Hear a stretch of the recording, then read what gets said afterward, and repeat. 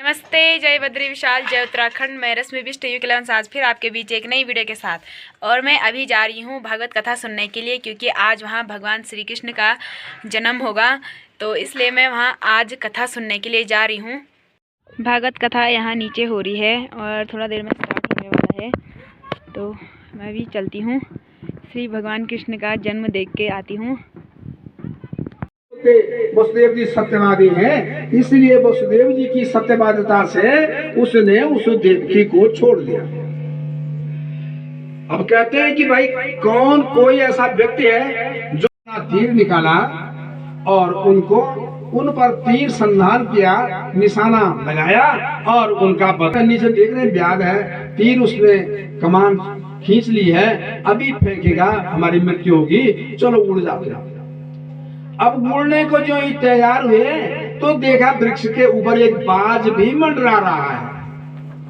बाज पक्षियों का शत्रु, उसको भी कहीं आहार नहीं मिला तो वो भी वहां मंडरा रहा है कि इस वृक्ष पर जो है कबूतरों का जोड़ा है और ये इनको जो है आहार कर लेंगे। तो जब उसने ऊपर देखा बाज मंडरा रहा है, नीचे देखा उसने शिकारी ने और उसने कमान खींच ली है, तीर चलने वाला है, तो अब उसने कहा भैया हमारे उड़ने से क्या होता है, उड़ते हैं तो भी मृत्यु है ऊपर, और नहीं उड़ते हैं तीर लगता है तो भी जो है मृत्यु है। तो इसलिए उस समय उसने और उस परमात्मा का ध्यान किया। कांता भक्ति कपूति का कुल महो नाथांतिका लोधुना। जो वो कबूतरी है वो कबूतर से कह रही है कि हे नाथ, इस समय अंत काल हमारा आ गया है। व्याधोधादृतसाप सन्निध सरे सेना स्तुतिम दृश्यते। लेकिन कि भाई देखो यहाँ व्याध है, ऊपर जो है बाज है, और ऊपर उड़ते हैं तो बाज मारता है, नीचे बैठे रहते हैं तो तीर लगता है, तो हमारी मृत्यु निश्चित है। कहा कि परमात्मा ने हमारा जो समय है इसको पूरा कर दिया है। और परमात्मा को जब ध्यान करने लगे, एवं सत्यनाश सन्निधि सुना सेना स्तुतेना हता तोरणमुतो तुगतो यमालय महो देवा विचित्रा गति। को भगवान की कैसी विचित्र गति है कि दोनों तरफ से मृत्यु होते हुए भी इस प्रकार का भाव रखा। उसने कहा, अरे वसुदेव जी, आकाशवाणी ने तो मुझे 8वां पुत्र कहा है कि 8वें से मेरी मृत्यु होगी, ये तो आपका प्रथम बालक है, कहा इसको मैंने नहीं मारना है, जाओ उसको ले जाओ। तो काल के मुख से ग्रास कहते हैं वसुदेव जी जो वापस लाए, देवकी के पास लाए और कहा, हे देवकी, इस बच्चे को उसने वापस कर दिया, काल का ग्रास वापस हो गया है। अब बच्चा उनके पास रहा। इतने में आकाश मंडल से भजन नारायण करते हुए और नारद जी कंस की राजसभा में पहुंचे। कंस ने उनका सत्कार किया। सत्कार करने के पश्चात नारद जी ने कंस से कहा, हे राजन, सब कुछ आनंद है, परंतु आज आपने बहुत बड़ी भूल कर दी। उन्होंने कहा, महाराज क्या किया मैंने? उन्होंने कहा कि आपका शत्रु आपके पास था, आपकी मुट्ठी में आ गया था, आपने उसको छोड़ दिया। अरे उसने कहा, कंस ने कहा, महाराज आकाशवाणी ने 8वां गर्भ कहा है, ये तो प्रथम गर्भ है। तो बस नारद जी ने कहा, हरे मूढ़, तेरी बुद्धि निकुंठित है। उन्होंने 8 लकीरें खींची, 1 2 3 4 5 8 रेखाएं खींची उसके राजमहल पर। उसको कहा, गिन इनको, पहले से लास्ट वाला 8 और लास्ट से पहला वाला 8। किसी भी लकीर से किसी भी लकीर को उठाओ, का प्रत्येक जो है चौथे से उठाओ और तीसरा 8वां। तो उसने कहा, ये है जाल, उस माया का कोई नहीं जानता। कहा कि वो 8वां जो है पहला भी हो सकता है और पहला 8वां भी हो सकता है। 8वां गर्भ कहा है, 8वें बच्चे से कहा है, तो कहा तुमने भूल कर दी, हो सकता है वो 8वां पहले ही जन्म ले लिया हो। उसने तुरंत वसुदेव को बुलाया, बच्चे को, और पटक दिया। अब शास्त्र में तर्क आता है कि नारद जी भगवान के इतने बड़े भक्त थे, उन्होंने इस प्रकार का कर्म क्यों कराया? भाई बच्चा वहां से बस करके आ गया, फिर उसको मरवा दिया। इसका उल्लंघन कार्य नारद जी ने क्यों किया? तो नारद जी ने इसलिए यह कार्य किया, कहा कि ये दुराचारी है, अगर इस प्रकार के से सत्कर्म होंगे, उसने सत्कर्म कर दिया, एक बच्चे को छोड़ दिया, दूसरे को भी छोड़ेगा, तीसरे को भी छोड़ेगा, तो कहा कि भगवान के अवतार लेते लेते तो कितना समय लग जाएगा, तब तक सारा उथल पुथल और सब अस्वस्थ हो जाएंगे, दुखी धरा हो जाएगी। कहा इससे जितना ज्यादा कुकर्म किए जाए उतना ज्यादा जल्दी भगवान का अवतार होगा। इसलिए नारद जी ने उस बच्चे को उसे वापस मंगाया और उसने उस बच्चे को मार दिया। एवं कृते, इस प्रकार करते करते द्वितीय तृतीय चतुर्था, इस प्रकार के बाद दूसरा तीसरा चौथा, इस प्रकार के गर्भ होते गए और कंस के पास वे सपुर्द करते रहे और कंस उनका वध करता रहा। गर्भे प्रणीते देवक्याम रोहिणी योगनीतया अहो विश्रम्भितो गर्भ इति पौरा विचक्रमो। चौथा, पांचवा, छठवां 6 गर्भ हो गए और 6 बच्चों को उस कंस ने निर्मम उनकी हत्या कर दी। अब 6 बच्चों की निर्मम हत्या करके 7वां गर्भ देवकी का रह गया।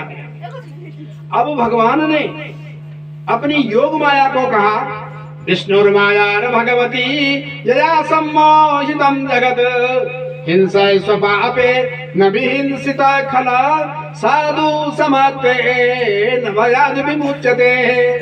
योग माया को कहा, हे योग माया, तुम जाओ, देवकी के गर्भ में 7वां बच्चा है, उसको बीच में खींच लो, संकर्षण कहते हैं, बीच में गर्भ को निकाल देना, खंडित कर देना। और कहा इस समय उस देवकी के उस गर्भ को खींच करके आप जो है, जो नंद जी के घर पर नंद की पत्नी जो रोहिणी है, वसुदेव जी की एक पत्नी जो है रोहिणी, वहां रहती थी नंद बाबा के घर पर, मित्र के घर पर डर से, तो कहा कि रोहिणी के गर्भ पर उसको स्थापित कर दो।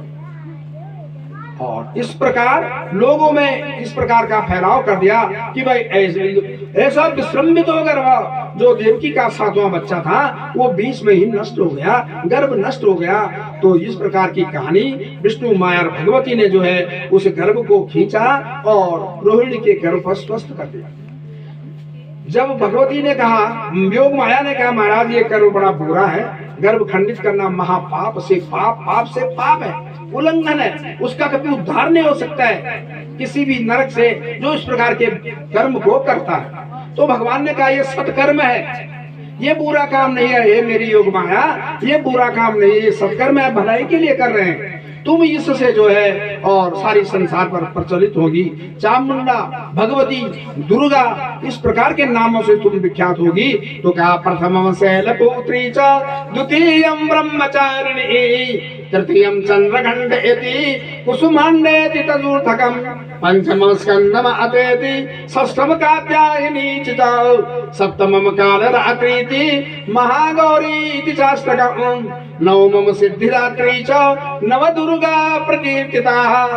हे आदि शक्ति, हे माया, तुम इस काम को करेगी, तुम 9 दुर्गा के नाम से प्रसिद्ध होंगी, विख्यात होंगी, संसार में तुम्हारी पूजा होगी और तुम जो है फलदायिनी होगी, संसार के लिए उत्तरदायिनी होगी। जो आपकी पूजा करेगा, नवरात्रि व्रत करेगा, नवान्न पारण करेगा, उसको पुत्र की प्राप्ति होगी। और इस प्रकार उससे कहा तो उसने वह कार्य किया, देवकी के गर्भ को निकाल करके। और वह अब जब समस्त देवता और 7वां गर्भ स्फुरित हो गया, सत्यम व्रतम सत्य परम त्रिसत्यम सत्य से योनि नीते सत्य सत्य से सत्यम ऋत सत्य नेत्रम सत्यात्मकम त्वाम शरणं प्रपन्नः। 7 गर्भ हो गए, समस्त देवता और उस नंद बाबा के अवतार धारण कर लिया है। सब भगवान की बाढ़ जो हो रहे हैं, कब आपका 8वां गर्भ का अवतार होता है। सब लोग भगवान की और वंदना कर रहे हैं कि हे सत्य स्वरूप भगवान, आप तुरंत अवतार धारण करें। सत्यस्य सत्यम त्रिसत्यम, आप जो है सत्य में निवास आपका है, आप सत्य स्वरूप हैं, इसलिए हे भगवान आप अब अवतार धारण कीजिए। त्वमेकयैवासि सतः प्रसूतिर् त्वं सन्निधानं त्वमगुणः स्वः त्वन्मायया संवृतचेतयस्त्वां पश्यन्ति नानानपि सन्ति जीवे। समस्त देव जय यशोदा लाल की शुभ स्वागतम कृष्णा शरणागतम कृष्णा शुभ स्वागतम कृष्णा शरणागतम कृष्णा आगतम कृष्णा शुभ स्वागतम कृष्णा आगतम कृष्णा शुभ स्वागतम कृष्णा।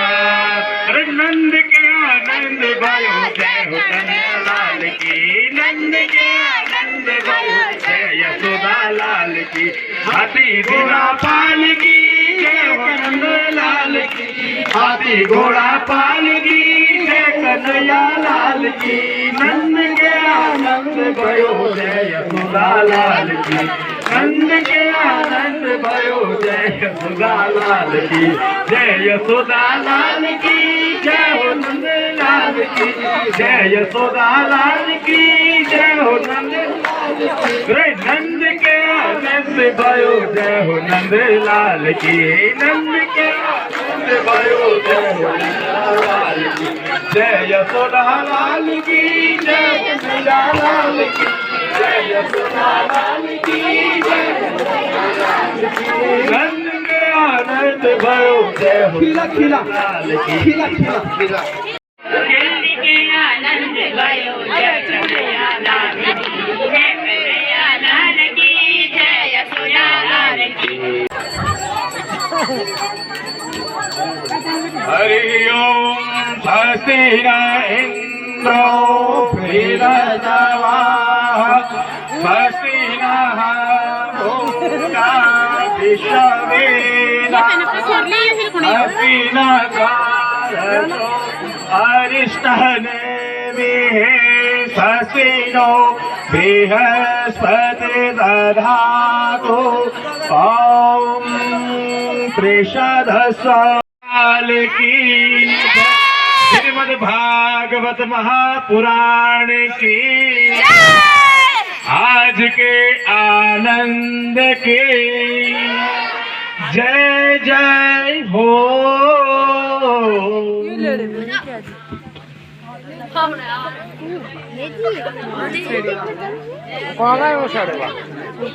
गई छोटी गैया छोटा सा। अभी मैं घर के लिए आ गई हूँ और अभी वहाँ कथा हो ही रही है, तो मैं पूरा तो नहीं दिखा पाई पर थोड़ा थोड़ा बना रखा वीडियो। अभी शाम के 5 बजने वाली है और अभी भी यहाँ मस्त वाली धूप खिली हुई है। अब इसके बाद शादी में भी जाना है, तो या तो मैं ये वाली वीडियो मेहंदी की वीडियो से पहले डाल दूँगी या तो बाद में डालूँगी। अगर पहले ये वाली आ जाएगी तो आप मेहंदी वाली वीडियो ज़रूर देखना। मेरी ही दोस्त है वो और यहीं पे हो रही है शादी मेरे घर के पीछे यहाँ। तो इसके बाद अब शादी में जाना है, वहाँ जाना भी बहुत ज़रूरी है। तो आज की वीडियो अच्छी लगे तो like comment share and subscribe करना ना भूलें। जय हिंद, जय भारत, जय देवभूमि उत्तराखंड।